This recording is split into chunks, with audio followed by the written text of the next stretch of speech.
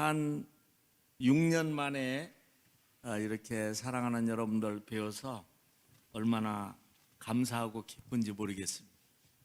저는 6년 동안 또 살아서 주님의 지상명령을 잘 수행하다가 이제 제 고향 땅입니다. 금산. 여러분들 기억하실는지 모르겠네요. 제가 고향이 충청남도 금산군 부리면 평천리 108번지입니다. 거기서 태어났고 거기서 자랐고 거기서 학교를 다녀서 일찍 서울에 올라가긴 했지만 일단 고향이고 참 마음속에 늘 금강이 그리워지고 또 고향이 그리워지고 또 금산의 인삼과 또 감, 홍시 아주 그리운 그런 저희 어린 추억의 고향에 와서 또 제가 사랑하고 존경하는 또 우리 이재우 목사님과 또 여러분들을 이렇게 만나게 돼서 얼마나 감사하고 기쁜지 모르겠어요. 가슴이 벅차서 너무 정말 감사하고 고맙습니다. 기도하겠습니다. 우리를 제일로 사랑하시는 좋으신 하나님 아버지, 참으로 감사하고 고맙습니다. 우리를 사랑하시되 죽기까지 사랑하시며 우리에게 하늘의 면류관을 주시고 영원한 생명을 주시고 천국을 주시기 위하여 우리 주님 십자가에서 못 박히시고 모진 아픔을 견디시고 고통을 견디시며 아버지 왜 나를 버리시나이까 라고 고통하며 주님 그 아픔을 감내하시고 스스로 목숨을 버리시고 주님 운명하셨습니다. 사흘 후에 우리 주님 부활하셔서 죽음을 이기시고 이 세상의 모든 어둠 권세를 이기시고 자랑스럽게 하나님의 아들로서 하나님으로서 이 땅을 정복하고 다스리는 위대한 사명을 완수하셨습니다. 그 사명을 따라서 우리 주님의 새 생명을 받은 우리 모두는 감사함으로 이 시간 주님의 존전에서 무릎을 꿇고 주님을 찬양하며 주님께 영광 돌리며 우리 주님 앞에 주님이 주신 그 감격의 새 생명으로 주님을 노래하며 주님 앞에 살 수 있도록 은혜 주신 주님을 찬양합니다. 이 시간 악한 원수마귀 사단이 한 길로 왔다가 7길로 묶음을 놓고 떠나게 하여 주시고 우리 성도님들 말씀 가운데 심령이 변화되게 하여 주옵시고 우리 성도님들에게 영혼 속에 아무런 어둠이나 고통이나 불안이나 두려움이 없어지게 주 성령님이여 역사하여 주시옵소서. 이 부족하고 연약한 종을 주님 십자가로 감춰주시고 주 성령께서 말씀하시고 역사하여 주옵소서.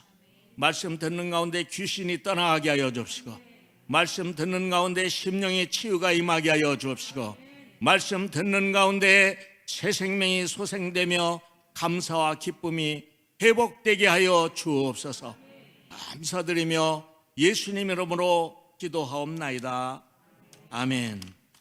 우리 오늘 본문 말씀은 예수님이 이제 참 마지막 사명을 감당하기 위해서 십자가를 짓고 이제 주님께서 돌아가시고 부활하신 후에 40여일 동안 이 제자들에게 부활하신 자신의 육체의 모습을 보여주시면서 제자들에게 참으로 정말 놀라운 사망 권세를 이기신 그런 모습을 주님이 직접 만지게도 하시고 보여주시면서 우리 주님이 정말 간절한 그런 마음으로 이제 부탁을 하는 그런 말씀이죠. 예수께서 나와 말씀하여 이르시되 하늘과 땅의 모든 권세를 내게 주셨으니, 우리 주님은 하늘과 땅의 모든 권세를 받으신 분입니다. 그 주님이 우리에게 말씀하십니다. 그러므로 너희는 가서 모든 민족을 제자로 삼아 아버지와 아들과 성령의 이름으로 세례를 베풀고 내가 너에게 분부한 모든 것을 가르쳐 지키게 하라. 볼지어다 내가 세상 끝날까지 너희와 항상 함께 있으리라 하시니라. 여러분, 이 말씀보다 더 힘이 되는 우리의 에너지의 근원은 없습니다. 우리 주님의 말씀은 바로 우리를 믿고 하늘의 권세를 주신 분이 주님이 간곡히 우리에게 명령하신 말씀입니다. 그래서 많은 사람들은 주님의 지상 명령이라고 그렇게 말씀을 합니다. 저도 주님의 지상 명령이라는 제목으로 말씀을 나누기를 원합니다. 여러분, 이 세상에서 가장 느린 그 동물의 대명사가 무엇일까요? 딱 떠오르는 게 있습니까? 예, 거북이죠. 네, 거북이입니다. 거북이가 하루는 바다에서 나와 자신의 목적지를 향해서 뚜벅뚜벅 느린 걸음으로 걸어가고 있었습니다. 이때 거북이의 눈에 딱 들어오는 조그만 움직이는 것이 보였는데 땀을 펄펄 흘리면서 열심히 기어가는 달팽이가 눈에 들어왔습니다. 달팽이가 너무 안쓰러워서 얘야, 너 내 등에 올라타고 가자. 그러니까 달팽이가 이게 너무 고맙다고 거북이의 등에 올라가 앉았습니다. 그리고 아주 시원한 바람을 맞으면서 편하게 가고 있는데 한참을 가다 보니까 또 달팽이 한 마리가 땀을 뻘뻘 흘리면서 기어가고 있었어요. 거북이가 또 말합니다. 너 어디로 가니? 나랑 갔구나. 내 등에 올라타라. 이래서 그 달팽이가 거북이의 등에 올라탑니다. 먼저 올라온 달팽이가 새로 막 올라온 달팽이에게 말합니다. 야, 너 놀래지 마라. 이 거북이 엄청 빠르다. 꽉 잡아야 돼. 자기가 먼저 거북이의 등을 탔다고 그 기득권을 뽐내면서 그렇게 말을 하는 것입니다. 여러분, 우리의 눈에 거북이가 얼마나 느립니까? 또 달팽이는 또 얼마나 느릴까요? 달팽이가 볼 때는 거북이의 등은 아마 우리가 보는 KTX보다 더 빠를 것 같아요. 그래서 거북이와 달팽이는 자기 목적지까지 편안하게 잘 갔다고 합니다. 저는 이 거북이의 이야기 속에서 우리 인생을 한번 생각해 보기를 원합니다. 우리는 어딘가로 어딘지도 모르고 막 달려가고 있었어요. 땀을 펄펄 흘리면서. 근데 이 말씀을 조용기 목사님은 아주 멋지게 표현했습니다. 우리 인생이 어디서 와서 무엇 때문에 살고 어디로 가는지 우리는 확실히 알아야 됩니다. 그렇게 말씀했어요. 근데 우리 이재호 목사님도 아까 빨간 신호등, 파란 신호등, 노랑 신호등 이야기를 하셨는데, 우리가 때때로 걸음을 멈추고 우리가 과연 어디서 와서 무엇 때문에 사는지 그러한 질문을 해야 됩니다. 저는 나름대로 열심히 세상을 살고 있었어요.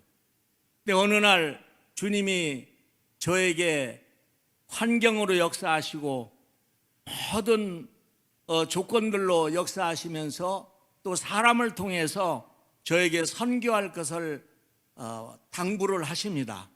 주님, 저는 선교 계획이 없습니다. 제 마음속에 이렇게 너는 모든 족속으로 제자를 삼되 내가 지시할 땅으로 가라. 아브라함처럼 너는 갈대아 우르를 떠나서 내가 지시할 땅으로 가라라고 말씀하시는데, 저는 그거에 대해서 선뜻 그렇게 순종하기가 매우 어려웠습니다. 왜냐하면 나름대로 계획이 있었기 때문에 그렇습니다. 그런데 우리가 때때로 우리의 계획이 있더라도 하나님의 계획이 우리에게 올 때는 잠깐 스톱하며 기도하며 그 말씀을 묵상하고 그 말씀을 순종해야만 우리는 하나님이 원하시는 축복을 받을 수가 있는 것입니다. 많은 사람들이 자기의 생각으로 하나님의 말씀을 거부하고 하나님의 뜻을 거부하기 때문에 아주 고통스러운 삶을 살기도 하고 어려운 삶을 살기도 하는 것입니다. 어쨌든 저는 21일 금식 기도를 하고 주님의 뜻이라고 믿고 이제 저를 인도하는 김지미 씨의 오빠 김지강 그 당시에 연예인 교회 안수 집사님을 따라서 베트남을 가게 되었습니다.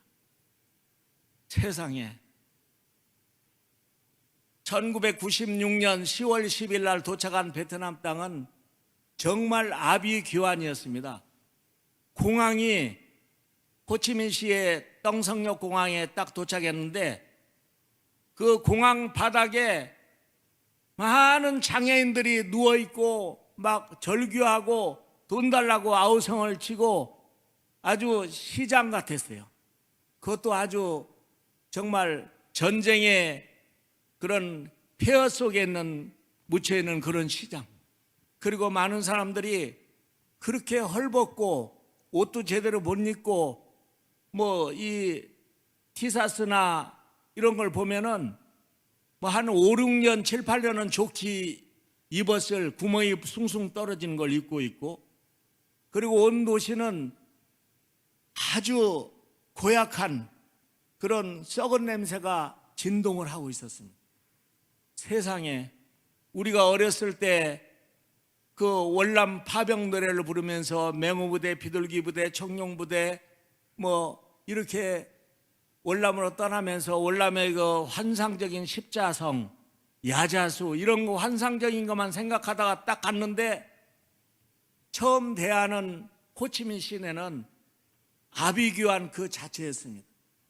사람들이 먹을 게 없고 또 시장을 가면 상황은 더 형편없어요. 시장에 물건들이 별로 없을 뿐만 아니라 과일들도 전부 다 우리나라 호리병 같이 이렇게 참외, 안 좋은 참외 끝에는 크고 이렇게 쭉 말라 들어간 것처럼 그렇게 모든 것들이 그런 참 형편없는 그런 과일 모습들이고 뭐 먹을 게 별로 없습니다. 물고기도 별로 변변한 게 없어요. 세상에 듣던 바하고는 전혀 달랐습니다. 도무지 저는 이 땅에서 선교할 것 같지가 않았어요. 주님, 제가 잘 본 것 같습니다. 저는 어떻게 하면 좋습니까? 하고 그 땅빈 로타리에 보면 지구본이 하나 있는데 거기 움푹 패해진 곳에 들어가서 제가 무릎을 꿇고 하나님께 기도했어요. 하나님, 저는 자신이 없습니다. 여기 사람 언어도 틀리지 뭐 하나 준비된 것도 없지 어떻게 선교를 하겠습니까? 세상에 그리고 울부짖는데 하나님이 마음속에 선명하게 음성을 들려주신 거예요. 사랑하는 아들아, 내가 너와 함께 할 것이다. 너는 내가 인도하는 대로 순종하고 따라오기만 해라. 제가 정신이 번쩍 났습니다. 그렇지, 선교의 주체는 내가 아니라 바로 우리 주님이시지. 그래서 제가 아멘 하고 벌떡 일어나서 다시 마음을 가다듬고 주님, 이제부터 주님을 믿고 따르겠습니다라고 주님께 고백을 하고 이제 모든 마음을 추스리고 이제 그 아는 지인의 집에서 나와가지고 셋집을 하나 구해서 선교를 시작하기 시작했습니다. 그랬더니 우리 주님이 참 많은 사람들을 붙여주더라고요. 여러분, 베트남 언어가 육성조라 굉장히 어렵습니다. 말 배우기도 어렵고 또 뭐 영어를 잘하는 사람도 없고 저도 별로 영어를 잘하지 못하고 해서 제일 문제가 언어의 장벽이었는데, 감사하게도 하나님이 그 언어의 문제를 해결할 수 있는 길을 열어주셨어요. 뭐냐면 당시에 호치민 시내에 한국인 2세, 다시 말하면 아버지는 한국 사람, 어머니는 베트남 사람인 이런 2세들이 한 5천 명이 시내에 있었습니다. 그리고 한국에서 이제 목사님이 왔다고, 선교사님이 왔다고 소문이 나니까 얼마나 많은 애들이 뭐 오는지 몰라요. 야, 정말 그 애들이 밀려오는 걸 보고 우리는 여기서, 저는 10살 때부터 교회 다녔어요. 여기 부리면에 가면 경당리 교회라는 데가 있습니다. 지금 통합측인데 옛날에는 제 기억으로는 합동측으로 알고 있었어요. 그 교회를 10살 때 우리 친구가 전도를 해서 그 교회를 다니기 시작했는데, 저는 교회 가서 바로 첫날 완전히 필이 꽂혔어요. 이야, 이렇게 좋은 데가 있냐? 세상에. 아니, 처음 본 나를 이렇게 사랑해주고 이렇게 선물도 주고, 야, 여기 진짜 그때는 몰랐지만 여기 정말 파라다이스다, 천국이다, 그렇게 생각을 했어요. 그날이 왜냐하면 크리스마스 날이었기 때문입니다. 과자도 주고 먹을 거, 우리 때는 먹을 게 참 없었거든요. 그래, 교회에 딱 들어서서 제가 바로 결심합니다. 내가 교회를 평생 열심히 다녀야 되겠다라고 결심을 하고, 10살 때부터 제가 하나님 집에서 늘 때로는 좀 떨어져 있기도 하고 때로는 가깝게 있기도 했지만 그렇게 신앙생활을 했어요. 근데 아주 오랫동안 그 전도를 많이 했고, 저도 전도를 참 많이 했습니다. 어떤 때는 1년에 한 200명씩 전도해가지고 전도상도 타고 그렇게 열심히 했고, 특히 주일학교 반사를 제가 한 10여 년 이상 정도 한 것 같은데, 주일학교 부장을 할 때는 300명 어린이를 받아가지고 2년 만에 1300명으로 그렇게 부흥시키기도 했습니다. 옛날에는 정말 아이들도 많았고, 공원에 가서 설교하면 누가복음 16장 부자와 나사로 설교만 해도 애들이 막 교회로 몰려들었어요. 왜냐하면 예수 안 믿으면 이 부자처럼 지옥에 펄펄 뜨거운 그런 불 속에 들어가서 벌레들이 막 물고 뜯고 하는데도 죽지도 않고 고통을 당하는데, 우리가 예수를 믿으면 구원을 받고 나사로처럼 천국에서 이렇게 행복을 누릴 수 있다, 이렇게 간결하게 복음을 전해도 아이들이 막 눈물을 흘리면서 이제 교회로 오고, 또 어떤 애들은 말귀를 못 알아들어도 사탕 받아 먹을 욕심에 또 교회로 오고. 제가 동네 사람들한테 욕을 많이 먹었어요. 왜냐하면 애들 이빨 다 썩게 만든다고.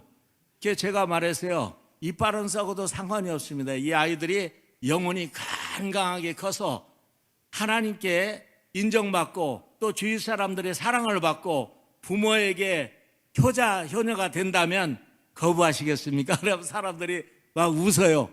그리고 그 부모들도 막 따라 나오니까 교회가 부흥이 되고 참 신나는 경험을 많이 했는데, 사실 말은 이렇게 쉽게 하지만 굉장히 어려웠습니다. 토요일마다 모여가지고 2시간씩 기도회 말씀 공부하고 전도하러 공원에 다니고, 뭐 저는 이제 그 당시에는 뭐 사업도 하고 직장도 다니고 했지만 토요일 날 그렇게 막 시간을 빼는 게 쉽지는 않았어요.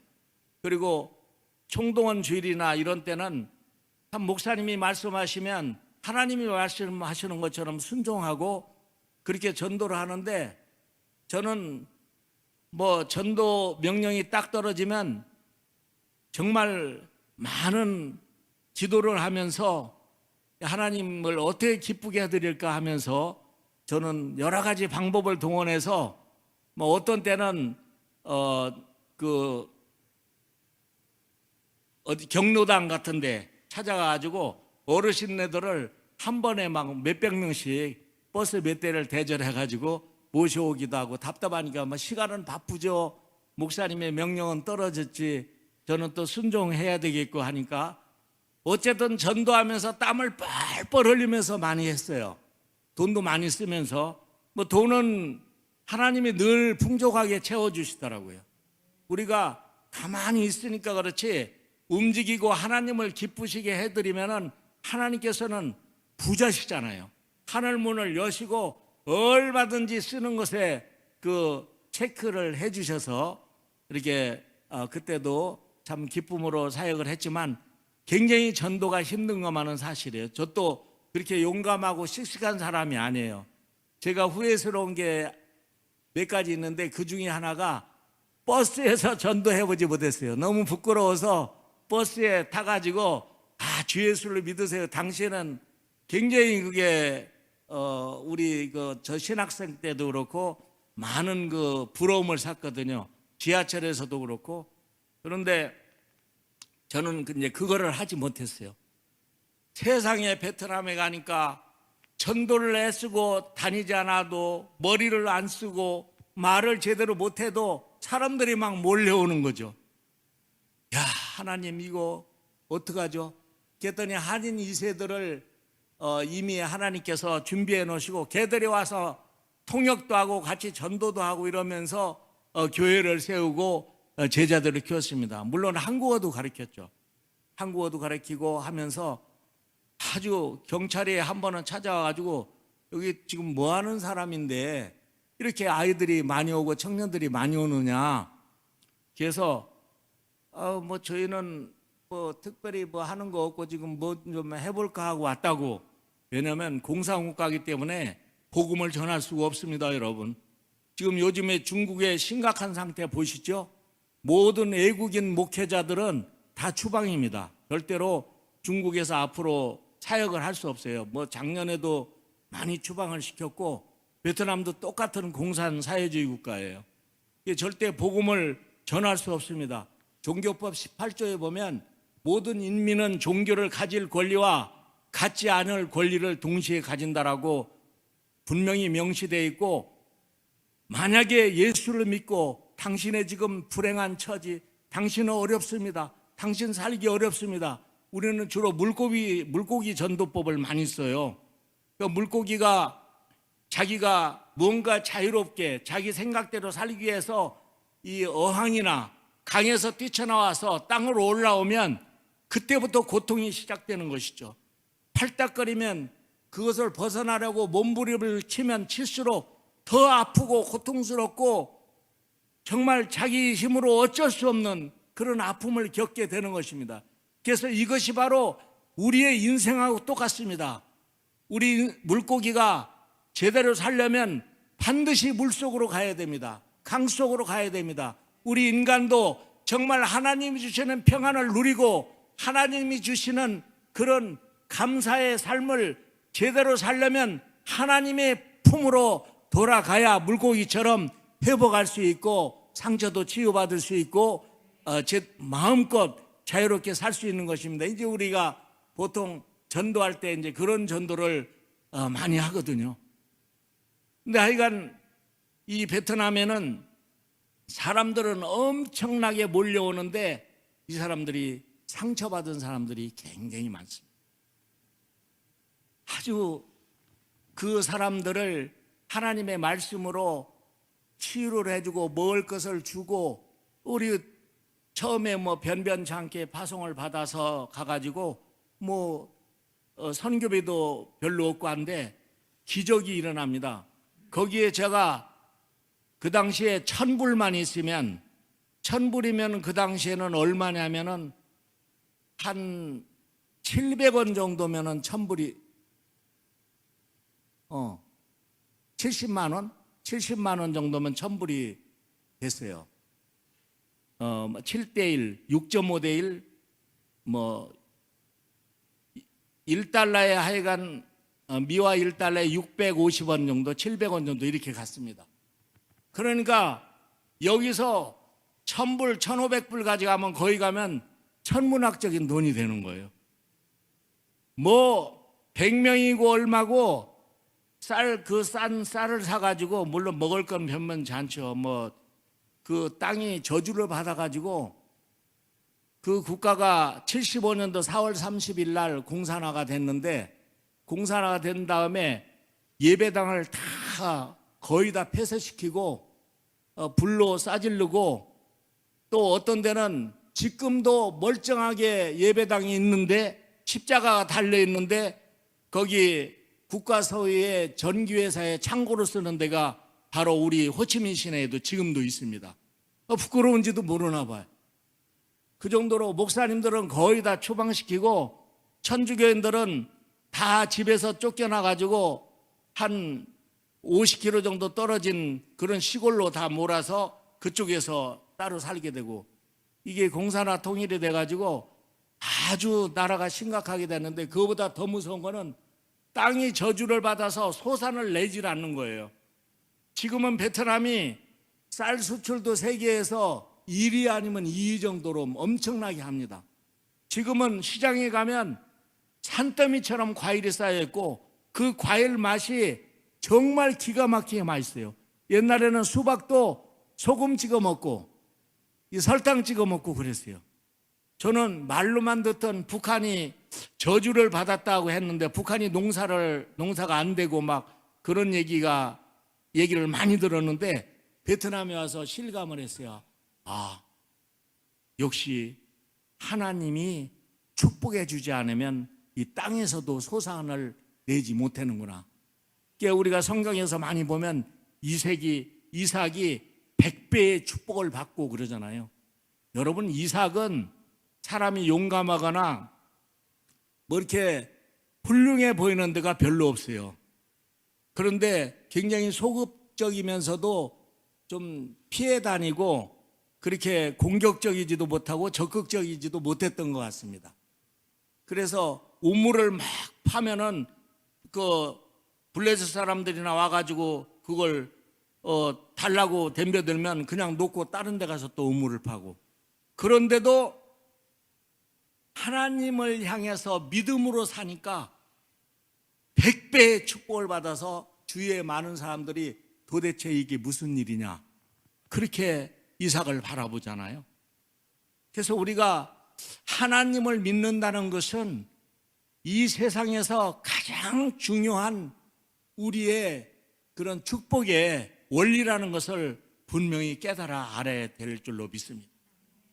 많은 사람들에게 우선 이제 이 마귀 때문에 그 상처받고 고통당하는 그런 모습들을 보면서 그들을 말씀으로 치유하고 직접 사랑해주고 이런 사역을 시작을 했어요.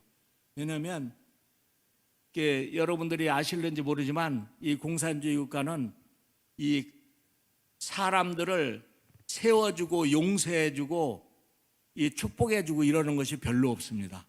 고발하고 계속 상대방의 약점을 이렇게 들춰내고 계속 그러는 거예요. 사실 서구 문명이 발달해서 유럽이 저렇게 발전하고 그랬을 때에 그 유럽 사람들은 이제 예수 그리스도의 신앙으로 조그만 잘하는 것이 보여지면 굉장히 높여지고 막 그 영웅시해주고 굉장히 축복해주고, 사실 우리나라도 옛날에 그랬어요. 연료문이라든지 효잡이라든지 뭐 이런 거 세워지면서 그게 사회에서 사회를 건강하게 만드는 그런 원리거든요. 그런데 예수 그리스도의 복음이 들어가면 사회 정화 운동은 별도로 할 필요가 없을 정도로 많은 사람들의 심령 속에 하나님의 영이 들어가면 사랑을 하게 되고 용서를 배우게 됩니다. 여러분, 용서를 배운다는 것은 정말 귀한 거예요. 제가 빌롱 지역에서 전도를 하러 나갔을 때 오늘 새벽 예배도 얘기를 했지만 거기에 어떤 청년을 만났어요. 아주 처음 보기에도 참 심각한 고민을 하고 있는 청년이에요. 그래서 제가 형제가 무슨 어려운 일이 있나 보다고 나랑 커피 한잔 하자고 했더니 경계하는 눈빛으로 쳐다봅니다. 아니, 나는 한국 사람인데 내가 형제가 마음에 들어서 우리 한번 사귀어보자고 커피 한잔 합시다. 보통 사람 같으면 벌떡 일어나서 어이구 응의 한국 까만 니울라면 막 이러고 고맙다고 막 그래요. 근데 이 사람은 그렇지가 않더라고요. 그래서 이렇게 웃으면서 계속 설득해서 이제 간이 커피숍으로 갔더니, 그리고 이제 복음을 전합니다. 우리 인생은 태어날 때부터 이 마음속에 상처를 받고 아픔을 가지고 또 자기 욕심대로 자기 중심대로 살기 때문에 참 이 고통스럽게 세상을 살 수밖에 없습니다. 바로 물고기처럼, 이 물을 떠난 물고기처럼 모든 인생은 아픔을 당할 수밖에 없어요. 그래서 우리가 살 길은, 우리가 정말 살 길은 예수를 믿는 것입니다. 하나님이, 창조주 하나님이 이 땅에 오셔서 우리를 위해서 자기 몸을 버리시고 모든 저주를 받아주시고 그리고 십자가에 돌아가셨어요. 그분을 믿으면 우리의 영혼이 살아나게 되고 우리가 구원을 받게 되는 것입니다. 우리에게는 하나님의 능력이 들어와서 세상을 포용하고 세상을 끌어안을 수 있는 그런 큰 사람이 되는 거라고, 복음을 전하니까 막 우는 거예요. 그리고 가만히 일어서더니 자기 품속에서 이 수건에 싼 뭘 보여주는데, 보니까 이 칼인데 사시미 칼이에요. 끝에가 뾰족한 거. 그걸 보여주면서 눈물을 뚝뚝 흘리면서 자기가 오늘 저녁에 자기 할아버지를 죽이려고 했대요. 에? 할아버지를, 보통 할아버지들이 손자, 손녀를 제일 사랑하잖아요. 정말 사랑해요. 저도 이 손자, 손녀가 있는데 정말 눈에 넣어도 안 아픈데, 아니 어떻게 손자가 그런 생각을 하냐고 그랬더니, 자기는 이 세상에 태어나서 할아버지로부터 단 한 번의 칭찬을 받아본 적이 없대요. 늘 뭐 모자란 놈, 부족한 놈, 맨날 싸움이나 하고 사고나 치고 공부도 못하고 맨날 지적만 받고 이래가지고 상처가 막 엄청나게 쌓인 거예요. 그래서 그 울분을 지금 몇 달 동안을 이제 막 울면서 그거를 뭐 자기가 방법은 할아버지를 죽이는 방법밖에 없다는 거예요. 그래가지고 예수님의 용서를 가르쳐주고, 할아버지를 죽이면 너는 내일부터 처참한 형벌을 받게 될 것이다. 너는 살아도 사는 것이 아니고 너는 바로 지옥의 삶을 바로 살게 되는 것이다. 왜 그걸 모르느냐? 모를 수밖에 없지. 왜냐하면 마귀가 그의 마음을 주장하고, 마귀가 온 것은 죽이고 멸망시키려고 오는 거잖아요. 여러분, 우리가 마귀에게 속으면 큰일 나는 겁니다. 그래서 예수님은 요한복음 10장 10절에 보면, 도적이 오는 것은 죽이고 멸망시키려고 온 것이요 내가 온 것은 양으로 생명을 얻게 하고 더 풍성히 얻게 하려 함이라고 주님이 말씀하셨어요. 그 청년은 엉엉 울으면서, 당신 형제여, 형제가 죄인인 것을 인정합니까? 예, 인정합니다. 회개하고 마귀를 거부하고 예수를 믿으세요. 성경에 보면 영접하는 자, 곧 그 이름을 믿는 자에게는 하나님의 자녀가 되는 권세를 주셨다고 했습니다. 요한복음 1장 12절 말씀. 예수님을 영접했어요. 그 형제는 지금 빌롱 지역에서 교회를 잘하고 있는 목사님이 됐습니다. 우리 신학교를 나와서, 제가 신학교를 설립을 했어요. 2005년도에 설립을 하고 2006년도부터 강의를 해가지고 지금까지 신학교를 하고 있습니다. 우리 이재호 목사님이 우리 신학교에서 아주 인기 있는 강사예요. 설교도 참 잘하시죠? 네, 사람도 잘생겼지만 제일 훌륭한, 믿음이 좋고 또 그리고 사람이 너무 좋아요. 인격적으로 저는 한 번도 흠을 발견할 수가 없었습니다. 아주 저하고 MDB 동기지만 제가 존경하고 사랑하는 그런, 제가 좀 모자란 게 굉장히 많습니다. 저는 그런데 참 훌륭해요. 하나님이 또 우리 고향 금산 땅으로 인도하셔가지고 제가 앞으로 이 금산에 자주 올 것 같습니다. 제가 일찍 이제 서울로 갔기 때문에 여기에 그렇게 친구들도 많지 않고 있기는 있습니다. 우리 누나도 재원에 살고 있고, 하지만 이제 일이 바빠서 많이 못 왔는데 앞으로 좀 자주 와서 여러분들도 뵙기도 하고 기도도 하고 그렇게 하겠습니다. 그래 어쨌든 우리가 주님을 믿는 것은 결과적으로 보지만 우리에게 엄청난 축복입니다. 그렇기 때문에 우리는 주님의 지상명령을 지키지 않을 수가 없어요. 이 주님의 지상명령을 보면은 첫 번째 우리에게 무슨 말씀을 하시냐면 가서 제자를 삼으라는 것입니다. 우리는 때를 얻든지 못 얻든지 복음을 전파해야 돼요. 왜냐하면 이 마귀에게 붙잡혀서 자신이 어디에서 와서 무엇 때문에 살고 어디로 가는지도 모르면서 고통당하면서 이 땅에 살다가 결국에 마귀의 밥이 되어버리고 지옥에 가서 그 누가복음 16방의 그 부자처럼 그 불구덩이에서 고통을 받을 수밖에 없는 것입니다. 이것은 하나님이 정한 법이기 때문에 그 누구도 바꿀 수 없는 거예요. 그래서 우리는 하나님은 이 길을 우리에게 피할 방법을 주셨는데 그것은 바로 예수 그리스도를 믿는 것입니다. 그래서 우리는 가서 복음을 전해야 되는 것이죠. 그래서 저는 가는 것에 대한 것에 상당한 의미를 줍니다. 이 교회에서도 지금 코로나 시대 때문에 힘들고 어렵지만 우리는 전도를 해야 됩니다. 가서 사람들을 만나면 역사가 일어나요. 기적이 일어납니다.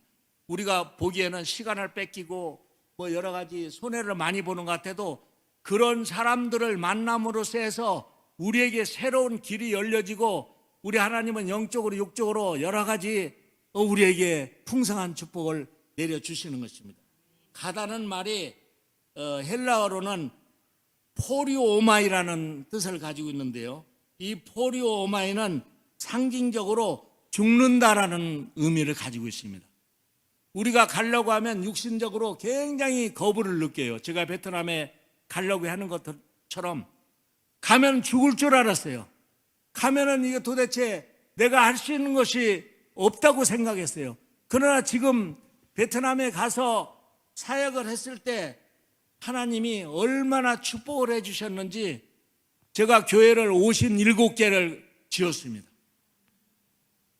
물론 한국에서 후원을 해주고 세계에서 미국에서 어디에서 후원을 해줘서 지었지만 세상에 개인이 저는 어려서부터 하나님께 하나님 제가 돈 벌어서 교회 하나 예쁘게 건축해서 하나님께 드리겠습니다. 그렇게 얘기를 했는데 약속을 했는데 세상에 57개를 줬어요. 우리 교단에서도 아주 깜짝 놀래고 아니 그것도 베트남에서 어떻게 그렇게 할 수 있느냐. 하나님이 하신 것입니다.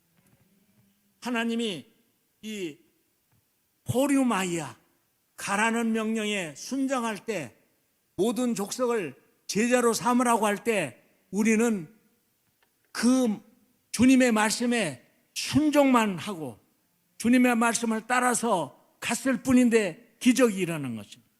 여러분 아브라함에게도 동일한 기적이 일어나잖아요. 아브라함도 배경이 별로 신통치 않은 사람입니다. 그 갈대 우르를 떠나서 가족이 하란에 거하면서 그들은 우상 장사를 하고 우상이 그 뭐 같은 거 만들어서 절하는 거, 그 불교 같은 데서 하는 거 그런 장사하고 별로 신통치 않은 집안이었다고. 근데 하나님이 콕 집어서 아브라함아 너는 본토 아비 집을 떠나 내가 지시할 땅으로 가라라고 말씀을 하십니다. 우리 영적으로 가라는 의미는 굉장한 의미를 많이 가지고 있어요. 이걸 아브라함에게 너는 죽어라 이런 뜻입니다. 우리 하나님이 우리를 콜링할 때 우리를 불렀을 때 우리 하나님은 우리에게 너의 육체는 죽었고 너의 영혼은 살아서 나와 함께 같이 일 한번 해보자 이런 뜻인 것입니다. 그래서 우리를 포기하고 우리를 점령하고 있는 점령군은 사실은 마귀입니다. 우리의 생각과 우리의 모든 것을 점령하고 있는 것은 마귀예요. 그래서 마귀의 특징은 안 된다, 못한다, 죽는다 이런 부정적인 거 아니에요.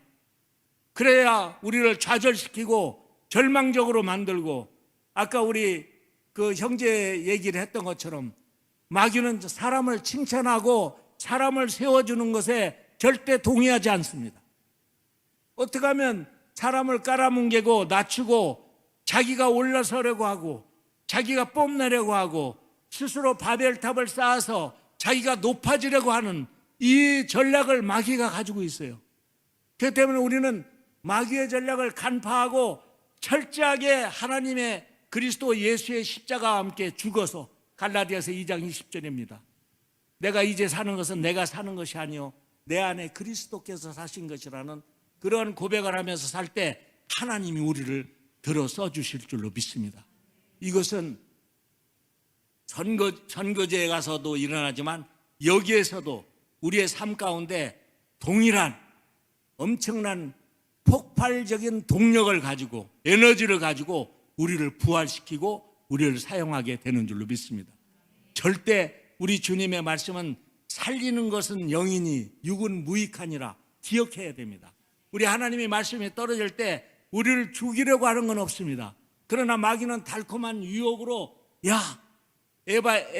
하와에게 저 선악과를 봐라, 보암직도 하고 먹음직도 하잖아. 저 하나님이 저거 먹으면 너희 눈이 밝아져서 너희가 하나님처럼 될까 봐서 무서워서 먹지 말라고 한 거야. 그리고 꼬드겨서 결국에 인류를 멸망의 구렁텅이로 넣잖아요. 여러분, 우리가 영적인 분별을 한다는 게 무엇입니까? 우리는 감사하게도 이 하나님의 말씀인 성경이 있습니다. 이 성경을 우리가 바르게 보고 바르게 해석만 할 수 있다면 우리의 자녀 교육은 정말 아무런 문제가 없어요. 하나님 말씀대로 키우면 되는 것입니다. 저희에게는 세 손녀가 있는데 우리 손녀는 하루에 성경 한 절씩 암송해요. 그 아버지가 주일학교 교사입니다. 그래가지고 그 특별 교육을 시키는데 주일학교 학생들에게 하루에 한 절씩, 세상에 지금 때가 오는 때인데 성경 한 절씩 읽으라고 그래요. 근데요, 놀랍습니다. 이 아이들은요 금방 암송을 해요. 왜냐하면 이 아이들의 생각을 긍정적이고 하나님의 생각으로, 창조적인 생각으로 바꾸는 것은 성경밖에 없어요. 저도 제자훈련을 할 때 제가 제자훈련을 특별히 한 거 없어요. 누가복음을 가지고 처음부터 가르쳤습니다. 여러분들도 가정에서 이 가정 예배를 드리든지 성경 공부를 할 때 하나님의 말씀으로 하면 능력이 나타납니다. 하나님의 말씀 속에는 이 영적인 능력이 있어서 귀신이 쫓겨나고 치유 역사가 일어나고 사람의 심령을 변화시키는 놀라운 축복의 역사가 있는 것입니다. 그래서 저는 이 가다라는 이 우리가 행동하는 것에 대해서 아주 긍정적으로 그렇게 이제 하나님의 말씀을 순종하는 것을 저는 중요하게 생각합니다. 두 번째, 우리 주님이 말씀하신 것은 내가 너희에게 분부한 모든 것을 가르쳐 지키게 하라는 거예요. 우리는 하나님의 말씀과 함께 사는 사람들입니다. 사람의 생각으로 사는 게 아니죠. 아까도 잠시 얘기했지만 사람의 생각은 오염이 되어 있습니다. 사람의 생각은 사실 자세히 조사해 보면 마귀가 다 집어넣은 거예요. 마귀적인 사회 구조와 마귀적인 인본주의적인 것과, 그리고 요새 우리 이재호 목사님이 얘기하는데 이 아이들이 사탄 복음인가 복음서 같이 비슷한 게 내 생각대로 살아라 이런 그런 게 있대요. 위험천만한 것입니다. 우리 생각은 이미 오염되어 있고 자기중심적이고 자기 욕심적이고, 절대로 우리 생각을 벗어나서 하나님의 말씀대로 살아야지 우리가 살 수 있어요. 저희 손녀딸이 3살이고 손자가 5살인데 둘이 엄청나게 충돌을 많이 합니다. 조그만 이권이 개입이 되면 목숨을 걸고 막 덤벼들고 막 뭘 던지고 하는 거죠. 그 아이들이 순수한 것 같아도 자기 욕심에 가득 차 있어서 절대 자기 움켜쥔 걸 빼앗기려고 하지 않습니다. 우리가 자세히 보면 이것이 인간의 본성이라는 걸 깨달을 수 있어요. 그것이 양보하고 용서하고 관용을 베풀고 하는 것은 우리가 점점 자라면서 터득하고 배우게 되는 것입니다. 그렇기 때문에 자연 그대로의 인간을, 아이들을 내버려 둔다는 것은 절대 있을 수 없는 것입니다. 세계에 지금 유대인들이 그 교육에 참 엄청난, 결과적으로 참 굉장히 센세이션을 일으키는데, 그들이 바로 성경적 교육을 하기 때문에 그렇습니다. 하나님의 말씀은 사람을 살리고 사람을 용서하고 사람을 크게 하고 창조적으로 만드는 그런 능력이 있습니다. 왜냐하면 그 하나님의 말씀 속에는 우리에게 믿음을 불어넣는 능력이 있습니다. 믿음을 불어넣어요. 이 사람의 믿음이 없잖아요. 저도 그렇고 여러분들도, 여러분들 스스로 보면은 내가 믿으려고 노력을 하지만 믿음이 별로 없어요. 하나님이 주시지 않으면 믿을 수가 없습니다. 에베소 2장 8절 9절에 보면 믿음은 하나님의 은혜의 선물이라고 말씀하셨어요. 하나님이 주시지 않으면 안 됩니다. 제가 초창기에 1997년도로 기억되는데요. 우리 그 르합 전도사라고 아주 영어를 잘하는 집사인데, 제가 전도사로 승격시켜가지고 사역을 같이 하는데, 그 친구는 오토바이가 50cc짜리가 하나 있어요. 옛날에 미군들이 타고 다니는 거 한 50년 정도 된 건데 덜덜덜거리는 혼다입니다. 아주 잘 나가요. 근데 저한테 아침 일찍 와서 지금 선교사님 가실 데가 있습니다. 어디예요? 그랬더니 여기서 한 30km 정도 가는 데가 있는데 가서 좀 설교 좀 해주셔야 되겠습니다. 거기서 신방을 요청하네요. 그럼 저는 얼른 가죠. 좋습니다 하고 가서, 이제 그 당시에는 언어가 이렇게 능숙하지 못했기 때문에 영어 그 메일 성경을 이제 가지고 다녔어요. 그러면서 그 꽁무니에 타고 이제 갔는데, 사람들이 제 기억으로 한 8명쯤 모인 것 같아요. 컴컴한 방으로 인도했는데 그 방에서 저를 목마르게 기다리고 있어요. 그래서 예배를 드려줬습니다. 하나님 말씀을 들려주고 제가 영어로 이렇게 해주면 이재용 목사님이 좀 웃으시는 것 같은데, 제가 지금도 시원찮은데 제가요 베트남에 가서 영어 대학교도 다녔어요. 영어과를, 농남대학교를. 너무나 제가 막 사역을 하려는데 언어가 안 돼가지고 별별 방법을 다 쓰고, 그래도 열심히 하니까 좀 되더라고요 그때. 그래서 어쨌든 설교를 하고 이제 보통 이제 축복기도 해주고 과일 내놓고 이제 먹고 그러고 오면 되는데, 잠깐만 기다리세요 하더니 아내 가서 아이를 데리고 오는데, 아이가 6살 먹었는데 이 아이가 베트남 왕손의 종손이에요. 남자인데 태어날 때부터 장님으로 태어났습니다. 그리고 저한테 엄청난 주문을 하는 거예요. 한국에는 능력 있는 목사님들이 많다고 들었습니다. 그래서 목사님을 모시기까지 저희가 많은 수소문을 하고, 저희 생각에 목사님 모시면 꼭 축복을 받을 것 같아서 모셨습니다. 이 아이 눈 좀 뜨게 기도 좀 해달래. 제가 가슴이 철렁 내려앉았습니다.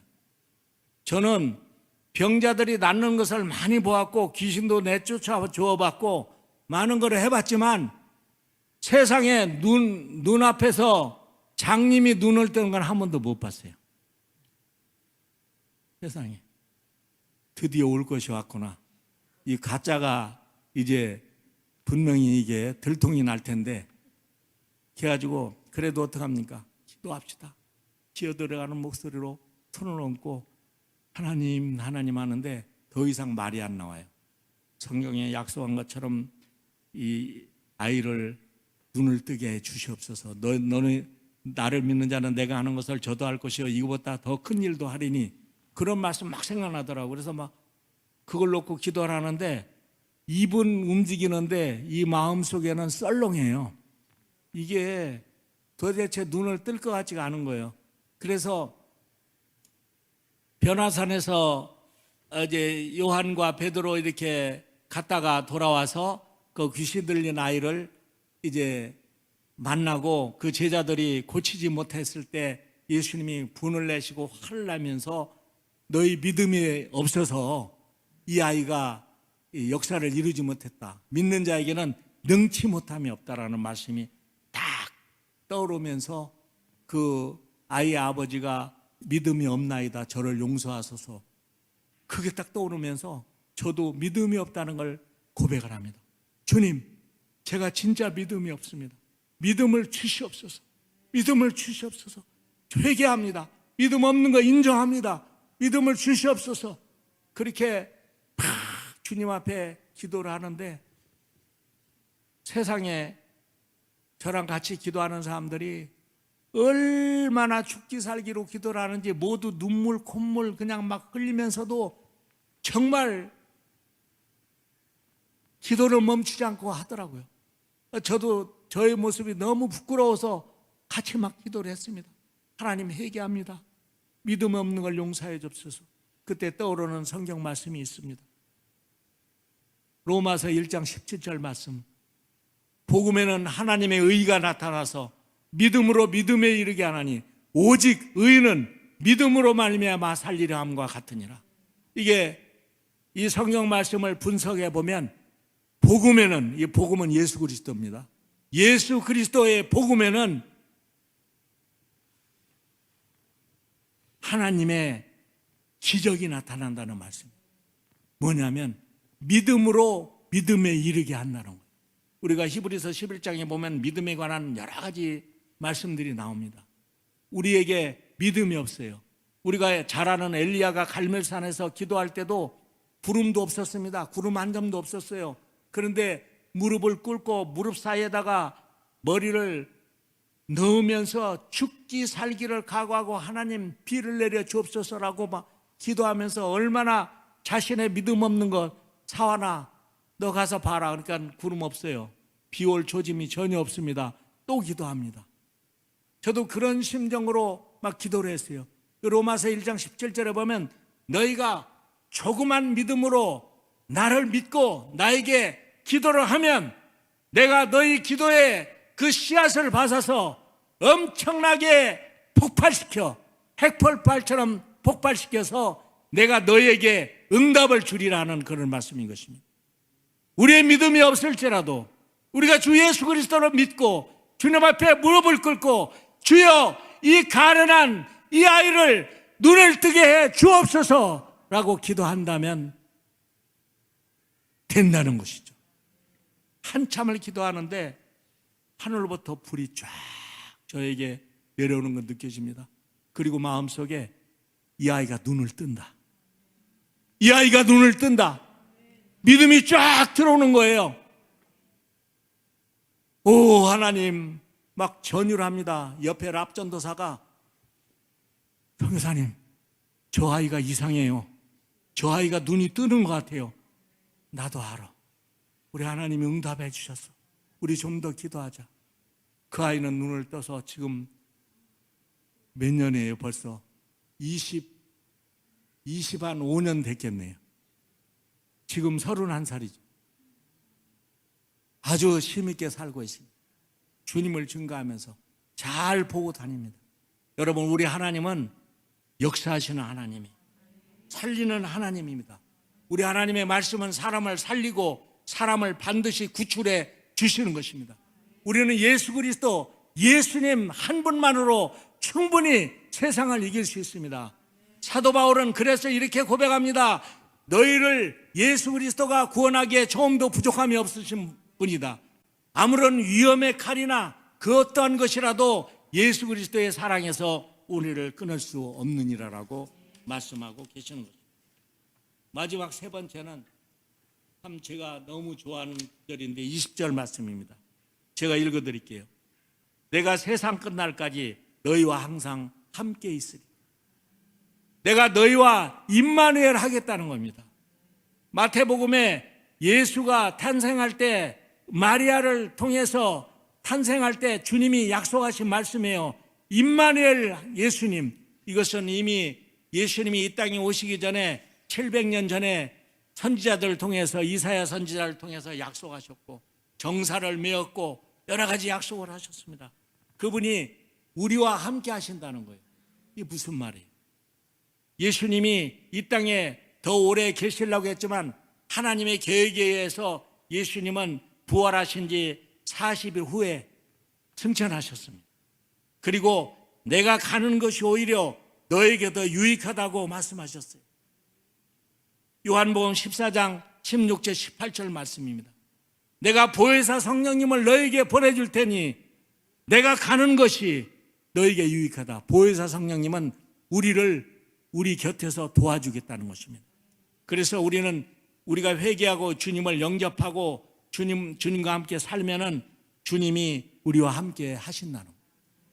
우리는 우리의 어떤 환난이나 문제나 어떤 무슨 것들이 올지라도 우리가 두려워할 필요가 없어요. 창조주 하나님이 우리와 함께 하시기 때문에 그렇습니다. 참 세상에 제일 불쌍한 사람은 믿을 것이 없는 사람이 불쌍한 사람이에요. 제가 전도를 하다 보면 사람들이 얼마나 나약한지 몰라요. 왜냐하면 믿음이 없으니까, 내 생명을 누군가 도와줄 수 있는 사람이 없으니까, 내 무너져가는 사업을 누군가 도와줄 사람이 없으니까, 내 연약해져가는 육신을 누군가 새롭게 해줄 사람이 없으니까 그렇게 약해지고 포기하고 슬퍼하며 정말 울며 고통받고 있습니다. 그러나 우리 주님은 우리에게 분명한 꿈과 비전을 주셨어요. 내가 세상 끝날까지 너희와 항상 함께 있으리라. 여러분, 좌절하고 고통당하는 이 베트남 청년들에게 이런 말씀을 전할 때요, 막 두 주먹을 움켜쥐고 심줄이 정말 벌떡벌떡 일어나며 주님, 창조주 하나님과 함께 살겠습니다. 저를 도와주세요. 저는 누구도 저를 위해 줄 사람이 없습니다. 누구 배경도 없습니다. 백도 없습니다. 아무것도 없습니다. 주님, 제가 주님을 믿겠습니다. 저는 그런 청년들을 향해서 아낌없는 기도를 해주고 투자를 해주고, 시골 학생들 데려다가 이 호치민 시내에 그 건물을, 큰 집을 얻어가지고 무료로 살게 해주고, 제가 돈 있는 데를 지원해 줍니다. 그 대학교도 가고, 우리 며느리도 베트남 사람이에요. 우리 이재호 목사님 잘 알지만 제가 시장에서 장사하고 있는 고등학교 나온 애를 참 보니까 영특한데, 이게 너 왜 대학교 안 가고 여기서 장사하느냐. 이렇게 옛날 캄보디아에서 구호품으로 들어온 티사스 같은 거, 이런 옷을 사다가 파는데 무엘람동 그러는 거예요. 무엘람동이면 15,000동입니다. 우리나라 돈으로 말하면 한 700원 정도 파는 거예요. 700~800원에. 내가 너무 안 돼서, 저 돈이 없어서 진짜 고생 많이 했거든요. 저는 신문 배달에 아이스크림 팔고 뭐 하여간 안 해본 게 없으면서 고학을 했어요. 그래서 저는 너무 아파, 마음이. 그래서 물어봤더니 대학교에 합격했는데 아버지가 돈이 없어서, 집안이 돈이 없어서 학교 못 간다는 거예요. 제가 그냥 울컥했습니다. 그래, 목사님 따라서 호치민 시내에 가면 내가 대학교 보내줄게. 그리고 이제 거기 교회를 개척하러 갔거든요. 지금 달라 침례교회라는 교회를 저희가 개척했는데, 그 교회가 지금은 아주 엄청나게 성장을 해서 그 안에 소수민족 신학교를 별도로 우리가 세웠어요. 나중에 기회가 되면 이 소수민족 비전에 대해서 한번 설명할 기회가 있었으면 좋겠어요. 그 소수민족 신학교는 베트남에서 약 1600만의 소수민족들이 있어요. 한 55개 종족, 56개 종족 정도 있는데 많게는 200만 명도 있습니다. 거기는 왕이 있어요. 추장이 있어요. 그리고 베트남의 모든 그런 정치나 간섭을 받지 않고 산으로 쫓겨가서 산속에서 이제 그걸 자기네들 타운을 만들고 사는데, 어떤 데는 자기의 언어들도 있어요. 지난번에 크리스마스 때 여러분들이 혹시 제가 보내준 영상을 보셨을 겁니다. 그 성탄 선물하고 보내준 게, 그게 바로 꽝하이에 있는 그 산족들에게 보내준 거예요. 거기 우리 마지막에 인사한 사람이 하이 목사라고, 우리 베트남 신학교의 제1기 졸업생인데 총학상회 회장이었습니다. 그 친구가 지금 소수민족을 담당하면서 전도를 하고 학생들을 모집해서 우리가 이제 가르치고 있는데, 세상에 여러분, 우리가 할 일이 얼마나 많은지 몰라요. 그 사람들은 자기들이 왜 이 세상에 왔는지, 무엇 때문에 살아야 되는지 정말 모르거든요. 그래서 우리가 접근합니다. 여러분들이 이 베트남이라는 국가에서, 베트남엔 인구가 1억이 넘습니다. 국가에서 무시당하고 소외당하고 여러분들이 인정 못 받는 거 저희가 압니다. 그래서 여러분들 찾아왔습니다. 여러분들이 인정받고 여러분들이 민족이 강해지려면 첫 번째는 배워야 됩니다. 세상의 모든 민족들과 더불어 경쟁할 수 있는 그런 경쟁력 있는 이 우수한 인재들이 필요한 것입니다. 우리가 키워드리겠습니다. 여러분들이 젊은 청년들을 뽑아서 우리에게 보내주면 우리가 가르치겠습니다. 그러면요, 생각보다 호응이 좋습니다. 그리고 이제 오케이를 하면 우리가 선물도 주고, 그리고 교제를 하면서 거기서 집회를 합니다. 집회하면 또 난리 나요. 왜냐하면 병치료가 되죠. 예수님 이름으로 병이 치료되니까 난리가 나죠. 그래서 그들이 그렇게 해서 이 파견해서 우리 신학교에 와서 공부를 하고 돌아가고 이렇게 하면서 3년을 공부하면 우리가 목사 안수를 줍니다. 그리고 교회도 져줘요. 그쪽 광화의 그쪽 산쪽 지역에 우리가 세워진 교회가 아마 좋기 8개 정도 됩니다. 가정교회까지 하면은 굉장히 많죠. 그러니까 하나님이 이렇게 역사를 하시더라고요. 여러분, 우리가 지금 여기 금산에서도 우리가 기도하면서 하나님의 비전을 저와 공유한다면 우리는 정말 엄청난 기적을 이룰 수 있습니다. 주님의 사역을 하다 보면 사실 굉장히 힘드는 일이 많아요. 저도 주님께 기도했지만 이 육체적으로 이 어려움이 많습니다. 다른 병은 다 고쳐주시는데 이 바보같이 걸어다니는 이걸 안 고쳐주시더라고요. 저는 아직까지 내 은혜가 내게 족하다라는 응답은 아직 못 받았습니다. 그래서 지금도 줄기차게 하나님, 제가 다른 건 다 건강하고 말도 잘하잖아요. 네, 말씀 전달 잘하는데 왜 이렇게 씩씩하게 못 다니게 되었을까요? 제 마음속에는 내가 너무 자고하지 않게 하려고 그런 음성이 들립니다. 저는 그 음성이 있음에도 불구하고 주님 고쳐주십시오, 더 열심히 해보겠습니다, 그러고 씩씩하게 다닙니다.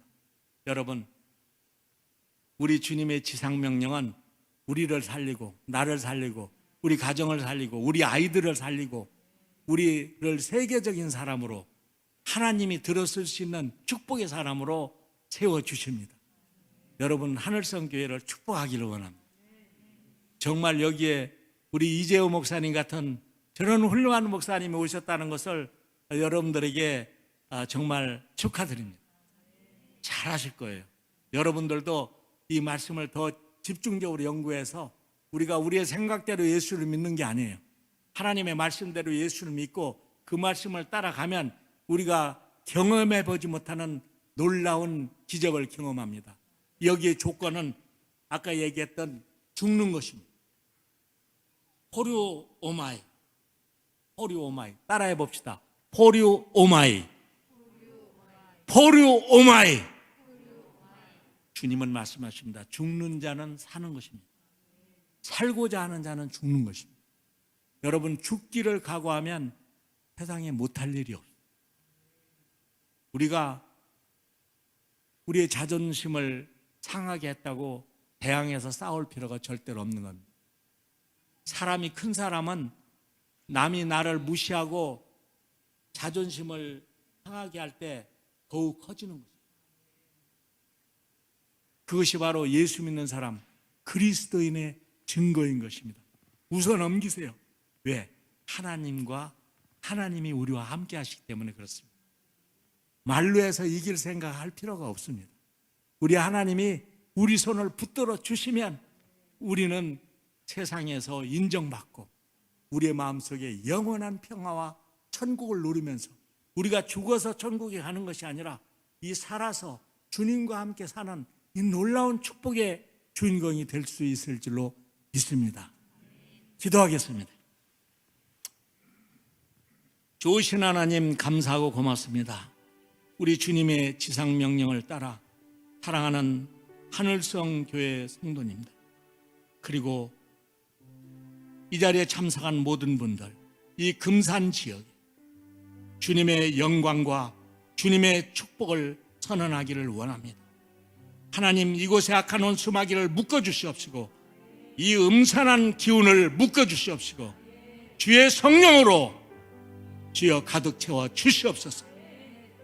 주 예수 이름으로 이곳에 복음의 폭발적인 역사가 일어나며 이곳에 들어오고 나가는 모든 이들이 영육간에 치료함 받으며 하나님 책임을 받고 창조적 지혜를 받아서 솔로몬처럼 지혜롭게 되고 자녀들이 잘 되는 위대한 역사에 있게 하여 주옵소서.